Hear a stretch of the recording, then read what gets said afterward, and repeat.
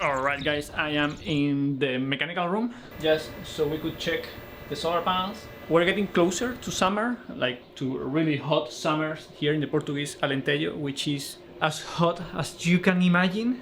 As hot as you can imagine. Multiply that by 2. Everything burns. If you touch the floor, burns. If you touch any tools out there, burns. The tools stop working. Crazy, crazy, crazy weather. There are some days that we get to 52 degrees. I'm not saying that from what I have heard. I have seen it in the thermometer and I have worked under that sun and it's not good. Why am I telling you all this? Basically because we have installed only the solar panels that are facing to southeast, like it is like 25 degrees east. It's not ideal location, but our property was a little bit complicated to position a house because it's narrow and there is a lot of slope. I couldn't set the house looking 100% straight to the south instead of just flattening everything out and build, like a 4 meters wall. Kinda like it sometimes, but we didn't have that kind of money, so we needed to, do something smart while looking good, while saving money. So what we did was just flattening the earth where we could. So the house had to be a little bit tilted to the east, like 20 degrees, 21 degrees, something like that.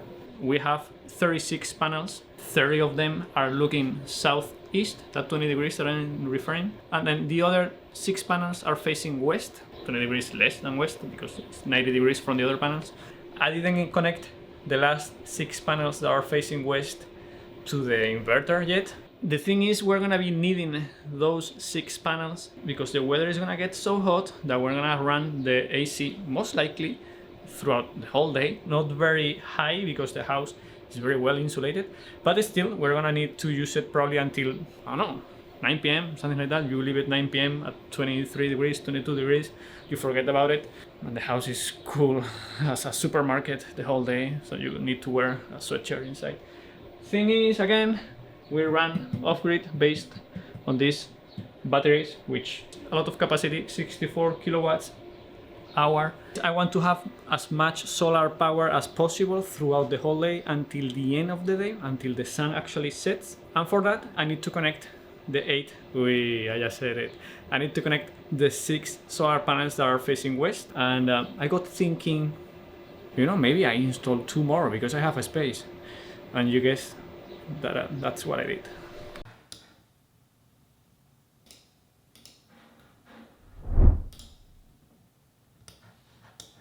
Alright, so these are the new panels that we're going to be installing. These are 6, and now we need to actually install the structure of these 2. These are new ones that I decided to order to maximize the space that I have on the roof. As you can see, there is not much we can install. We already installed all these panels. All of this is already up and running. And now we need to do this last array, which is going to be the third. First array, as you can see, is this blue one. Then we have this orange one. And now we're going to go for the third and last one, which is this guy.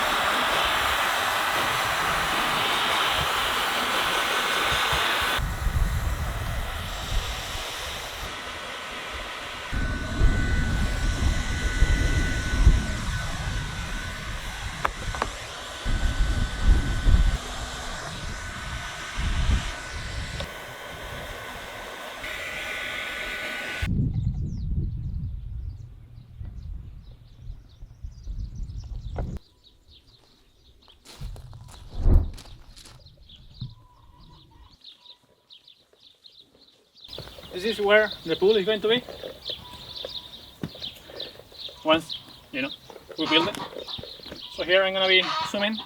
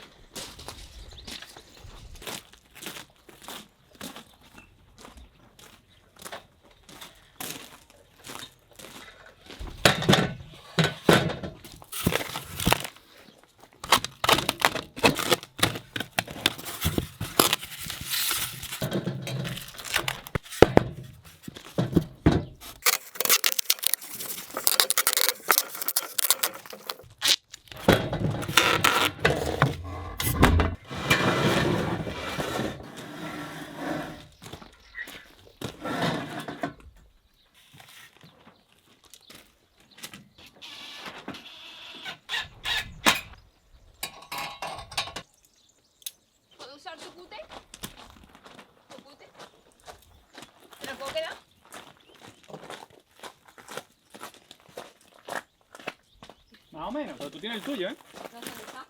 Oh, ese es un problema tuyo. Porque La navaja esa es mía. No, la tuya es del coche. Eso es verdad. ¿Eso es verdad, Eugenia?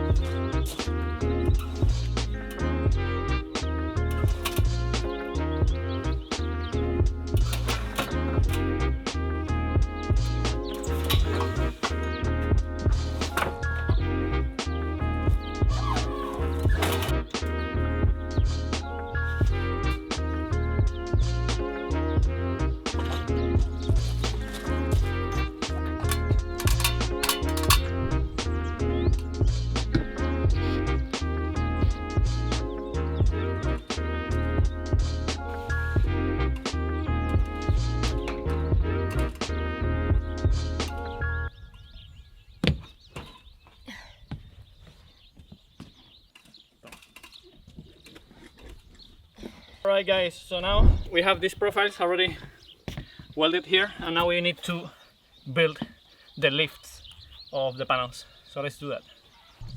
Qué guay será porque hay aquí, tío.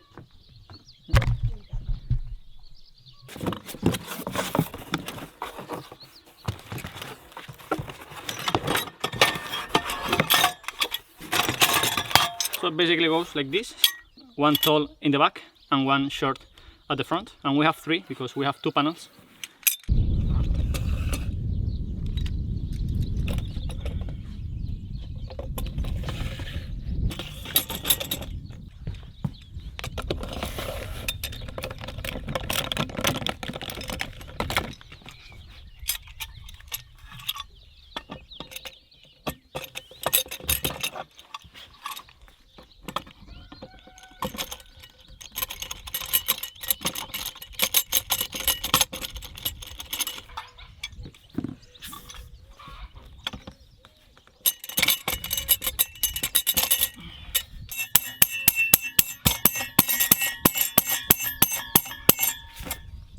Tengo que llegar aquí, ¿sabes? No puedes meter por otro lado, picha.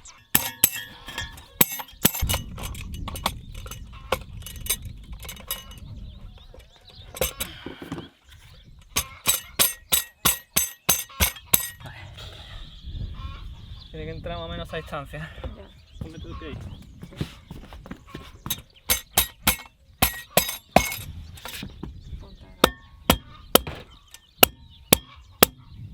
Ya.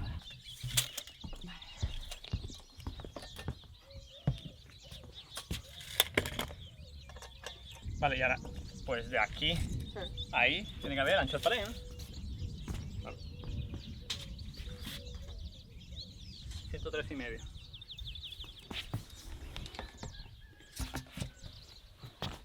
Espera. Sí, vale, tengo que poner pie.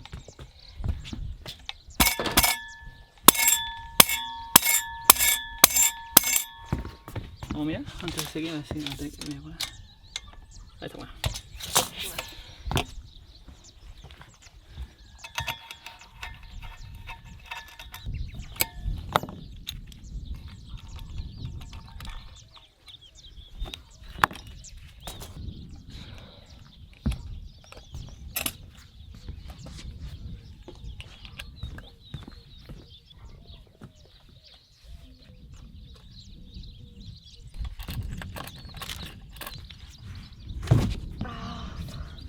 Yo levanto, ¿no?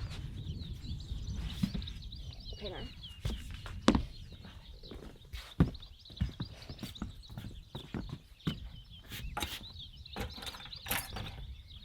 Ahí estamos.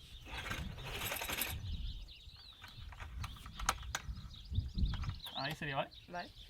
Hay que engancharla aquí.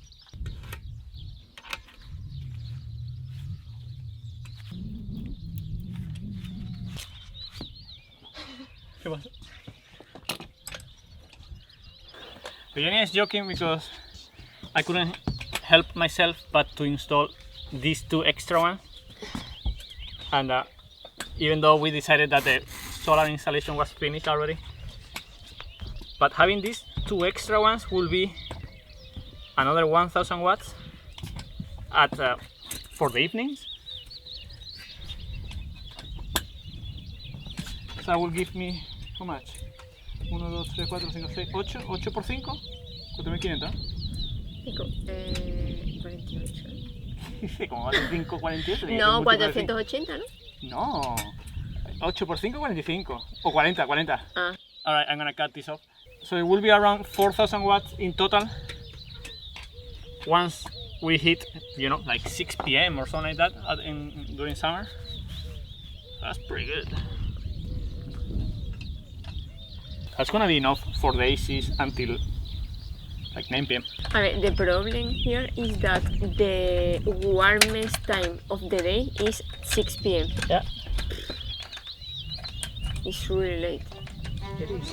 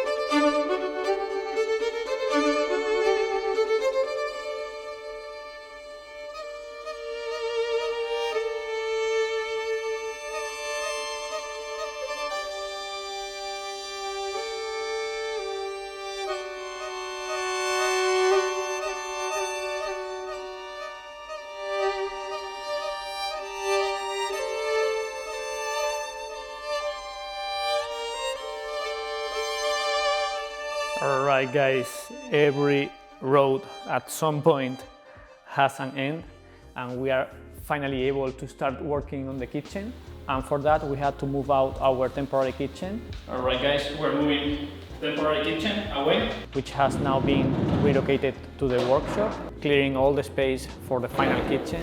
We also moved our Bluetti fridge power with our kitchen, which has been protecting our fridge during the past few months. We were actually lucky enough to get access to this product before it officially launched. Their Kickstarter campaign ended up raising more than $2 million, so expectations were definitely high on my end. But after using it for months, the biggest compliment I can give it is that I completely forgot that it existed. I installed it on top of the fridge, plugged it into the wall, and then plugged the fridge into it. And that was basically the end of my interaction with it, because it's so slim you can actually mount it on the wall, hide it inside the surrounding cabinets, or place it right beside the fridge without taking much space. And after that it simply sits there quietly, protecting the fridge in the background. And if the power goes out, it automatically switches to battery power in just 10 milliseconds, which the fridge doesn't even notice, and just keeps running normally. For us, that's huge peace of mind, because food spoilage during power cuts is something that we have dealt with before. And I actually saw a comment asking, why would I install this when I already have a solar system? And my answer is, why wouldn't I? The fridge power exists specifically to protect the fridge and freezer. Imagine that I'm away traveling and a breaker trips, a fuse blows, or something unexpected happens with the main system. I could come back to a house without electricity, but thanks to the power fridge, my food will still be perfectly fine. And it's not just the food either. A lot of people store medications, supplements, skincare products, or other temperature sensitive items in their fridge. So having a dedicated backup system means that all of that stays protected as well. For me, that's a very solid reason to have a dedicated backup. Everything can be monitored remotely through the app, so you can check the battery levels, system status. And speaking of settings, one thing I wanted to mention is the eco mode. Some people have reported issues with their fridge shutting down unexpectedly, and in many cases it's simply because they have the eco mode on. For fridge applications, Bluetti recommends turning it off.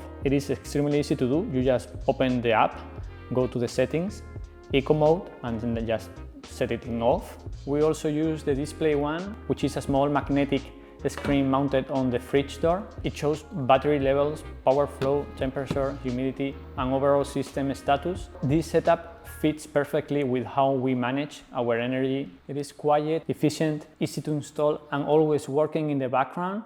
I am not a big fan of things that require a lot of maintenance. I am not afraid of hard work, as I proved to you here in the channel, but once I build something, I like it to be as maintenance-free as possible, and this system does that for us. If you would like to learn about it, I will leave the links in the description below.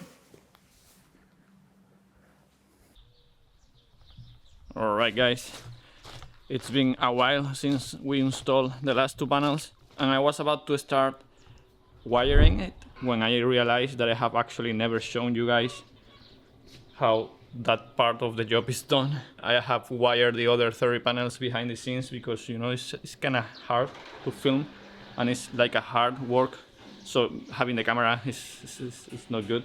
But today I'm gonna make the effort and show you guys how it's done. Here is what we're gonna be needing. Basically, if you have a normal setup, you will not be needing these two guys. Normal crimper, solar crimper, which is a crimping tool for these connectors, Then you're gonna need these connectors. Maybe if you can find it, it's nice to have these two tools which are used to open and also tighten these connectors. That's basically it. And then in my case, I'm gonna be using these Tigos. The Tigos are used when you have an array where solar panels might be in shade differently than the other panels. If you have an array, for example, of the 8 panels that we're gonna have, and you have one in shade and you have all of them in series, then all of them are gonna be producing electricity like the one that is in shade. So your energy production lowers very much. Thing is, if you install these guys in the panels that are gonna be in the shade, then the rest of the panels can still produce a full power, while this other panel only produces whatever is available with the shade. Since I have a chimney next to the array, I know that in the evenings, when I actually want these panels producing the most energy, some of them are gonna be in partial shade. So I bought these guys, I bought 4 of them to have installed in the panels that need it. I'm gonna show you later how they're installed. I'm gonna be also installing this little box with these 2 protections. This is in my case because my solar array is very far from the mechanical room. It's almost like 20 meters. So in case that a lighting hits the panels, you need to have SPDs. The thing is, if the cables from the solar panels to the main SPD are longer than 9 meters, you need to have a main SPD next to the panels, and then you can have a longer run. In my case, as I said, it's probably like 20 meters of cable, so I'm going to be installing this box next to the panels with the SPD and also with a fuse. I know it's not necessary, but I like to have fuses, like physical fuses. So I'm gonna be putting one fuse, the main fuse of the solar array, then this SPD, which is the main one, inside this box. Also will have another SPD in the mechanical room, in the main box. Let's go. Alright, I forgot to buy connectors for this because I'm gonna be passing wires through it and I want it waterproof. So I'm gonna be printing these guys.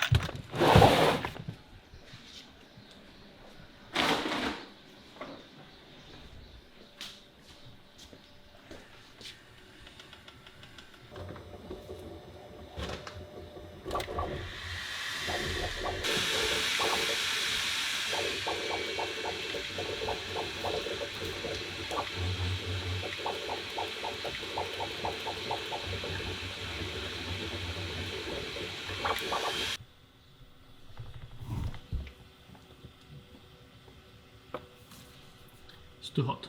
I'm gonna wait a little bit.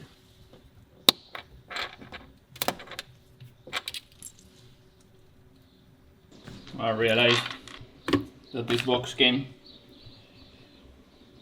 with its own rubber plugs, so I might not need this guy. So it's kind of nice.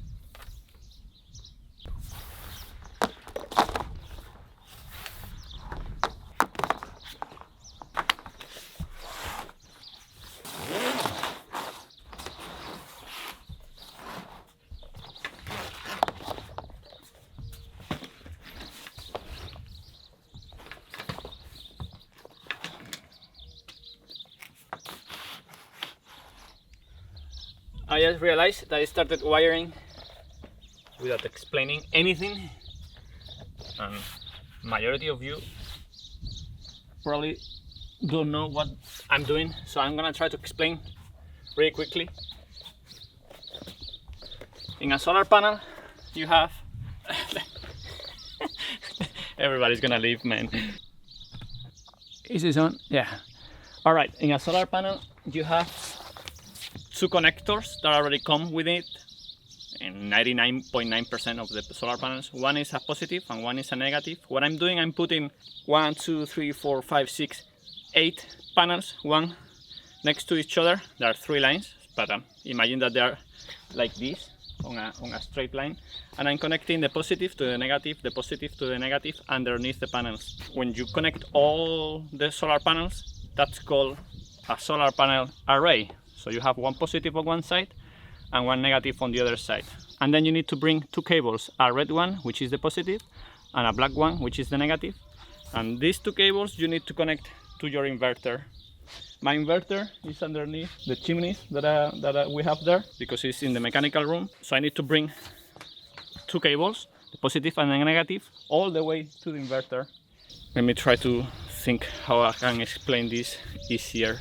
Alright, but you cannot just connect the cables directly to the inverter. So I'm gonna be installing a fuse box that cuts the red cable. The box that I just installed there has a fuse box. So this cable goes into the box, gets cut in the fuse box, gets one end cut and the other end cut, and then the fuse box is gonna be here with a fuse inside, and the fuse is 10 amps, if I don't remember wrong again. So if electricity goes in it and is higher than 10 amps, then the fuse blows and cuts electricity for security. And also I have the SPD that I showed you earlier in the video, that is in case that a lighting hits. That's for normal electricity. With this you can run the panels, and the panels will go through the inverter and charge the batteries. But also you need to bring a ground cable. The ground cable is, because everything is aluminum and metal, and you can get electrocuted by, if you touch this, like I didn't get electrocuted, but if you touch this and something is, a cable is cut and making contact, you can easily die here, because this is a lot of voltage. It's like 800 voltage, for example, this array. So you need to bring a ground cable to ground everything, all the metal parts, the actual frame of the panels and the actual structure that you support the panels on, because normally the structure is also metal. So that's why I'm bringing a ground cable that goes all the way along with these guys to the mechanical room, where I have my main ground connection, and then from there it goes to the ground bar. Also the SPD needs a ground connection, so in case that a lightning bolt hits the panels, the electricity goes through these cables, through the ground, all the way to the ground bar, and doesn't burn anything in the system inside the house. And here what I was doing is passing. I need to guide all these cables all the way to there, so I am gonna need to pass the cables from one array to the other, because I don't want them to be here, where I can step on them.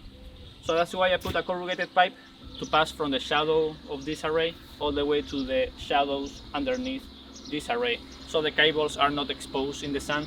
Eventually in the future I will cover this with a white membrane, so I will weld a membrane here on top, so these 2 guys are not exposed and they are protected, so if I step on them, don't damage the cables. And the same I'm gonna do with all the connections in between arrays, between lines of panels. I have all the cables that are gonna come from the chimney underneath this structure, this solar array, in the shade, protected from the sun. They are going inside this corrugated pipe that we just installed underneath this last solar panel, and then from here they're gonna come over here in a corrugated pipe that I'm about to install, so they are protected from the sun, and they will come to this box. This box has the fuse holder, which is this guy, and SPD, and also a ground bar so I can make connections. And then I will need to bring the cables from the panels to this same box so they can connect to each other. And to do that, the panels are here. I have 3, 3 and 2, 3 separate lines, and they are connected to each other. The panels are already connected to each other because that's how we install the panels. We go underneath the panels, connect them together before securing the panels to the structure. So I don't need to crawl underneath there to connect them. So this guy is connected to each other, this other guy is connected. But on the ends, as you can see, there is a loose cable that's a positive that's gonna come to this box. And then I will need the negative that will come from the last panel. So positive gets into that connection, and then these two panels are connected to each other. These two panels to each other. We have a loose cable there, as you can see, which needs to connect to the next panel. As you can see there, there is a loose cable that connects to this loose one. So we connect this panel to those panels, to those panels, and then from there will come the negative of the whole system all the way to this box. That's exactly what I'm doing. It's not rocket science, it's just following a very basic concept of negatives and positive and the ground. Alright, I think at least you know why I'm holding 3 cables now. I hope.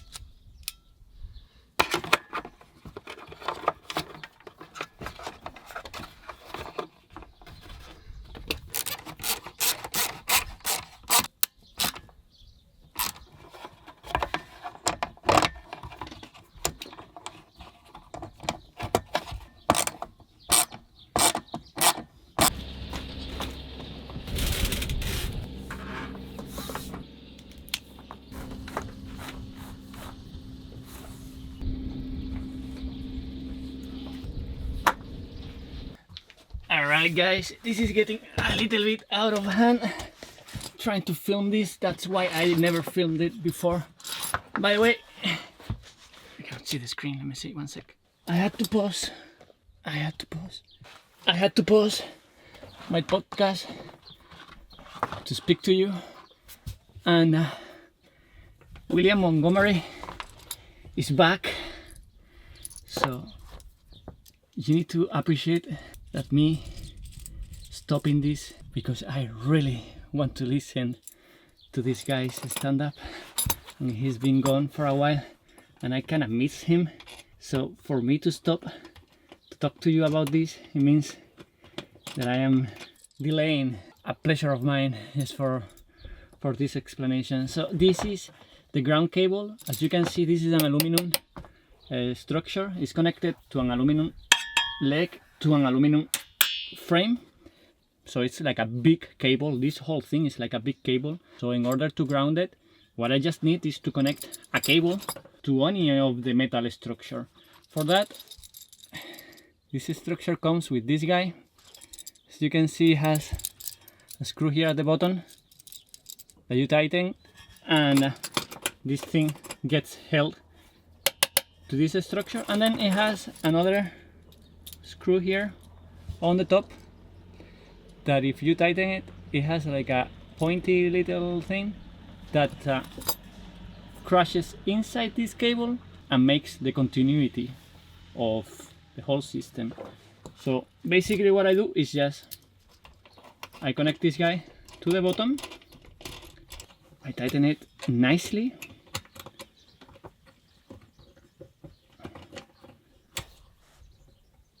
and then I pass this thick cable over this space, and then I just tighten the top bolt, which crushes the cable and makes continuity. I think I'm gonna actually film it a little bit closer in the next one so you can actually see it from up close. And now I can go back to my podcast and listen to William Montgomery, man. I don't know why he's taking so long to come back.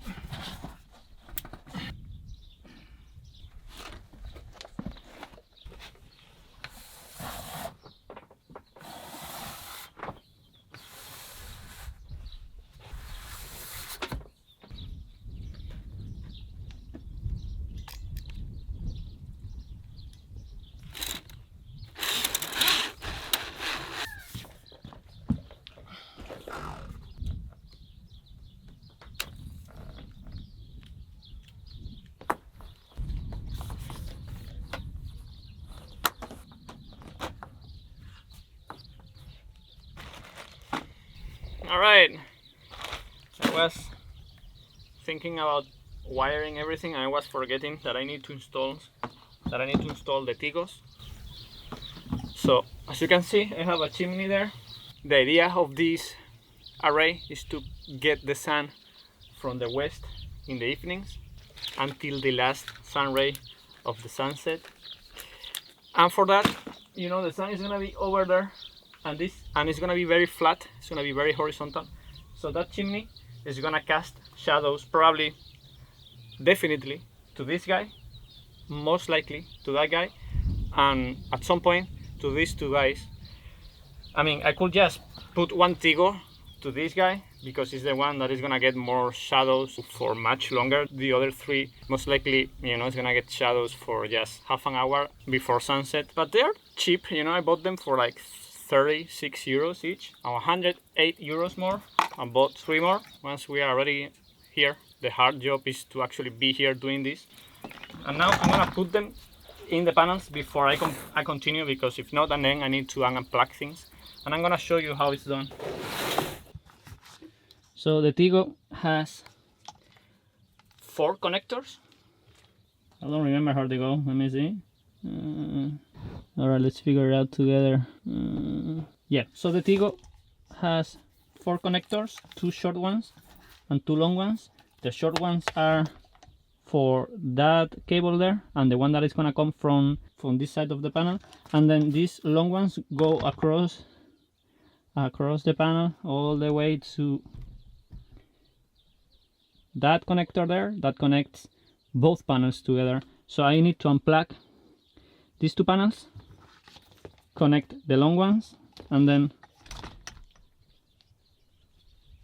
connect these 2 short ones to those connectors. And the Tigo has like a clip here, metal clip that clips to the edge of the panel, so it can stay in place.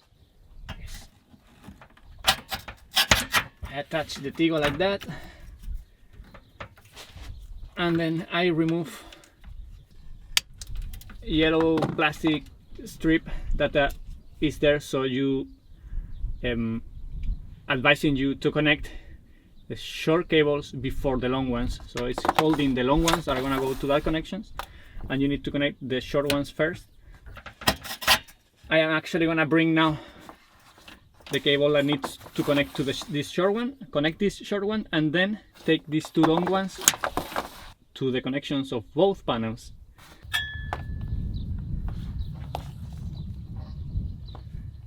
The MC4 connectors work as follow. You pass first this plastic nut. Well, they come like this.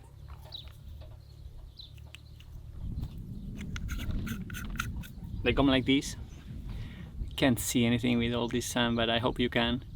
But so you unscrew this guy, and then you carefully take out this rubber seal thingy.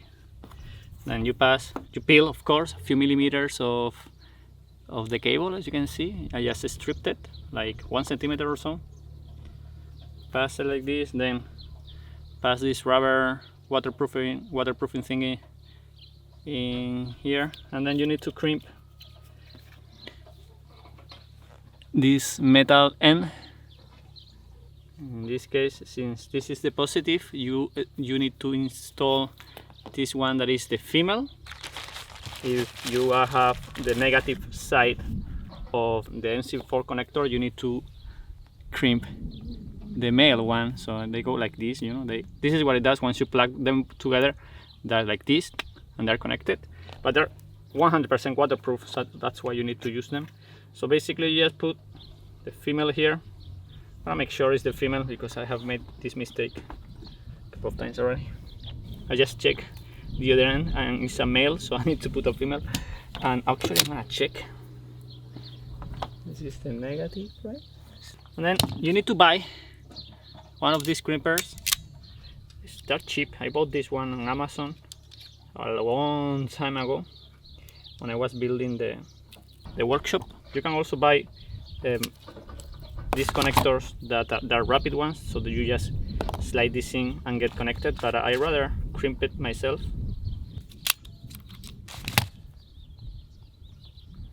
So like this is crimped there, and now you slide this end of the MC4 connector in and until you hear a click, and now you just screw this tight.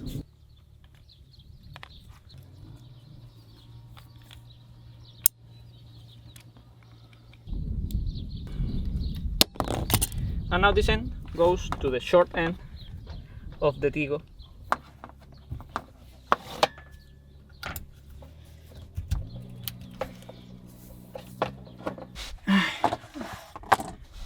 Alright, I want a Tigo for this second panel, but it's already connected to the one that was next to it, because we connected it while installing it, but I don't want that, so I'm gonna remove it.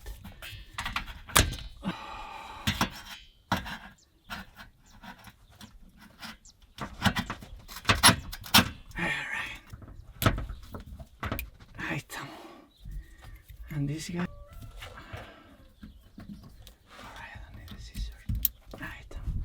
Alright, Alright, now this second Tigo is connected to this panel, and I just made a mistake.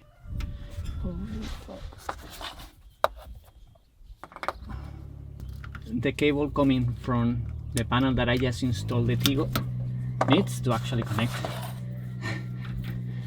to this end of the Tigo that I just installed over there, of course. Alright, now this panel is connected to its own Tigo, and then this cable, this end, is coming from the Tigo of this panel to the Tigo of this panel. That makes sense, I hope. There you go. Now both Tigos are connected to each other and to their panel above. I'm getting old for this shit, man.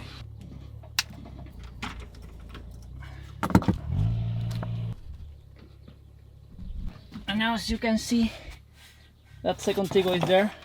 These cables are coming from it, and I just need to connect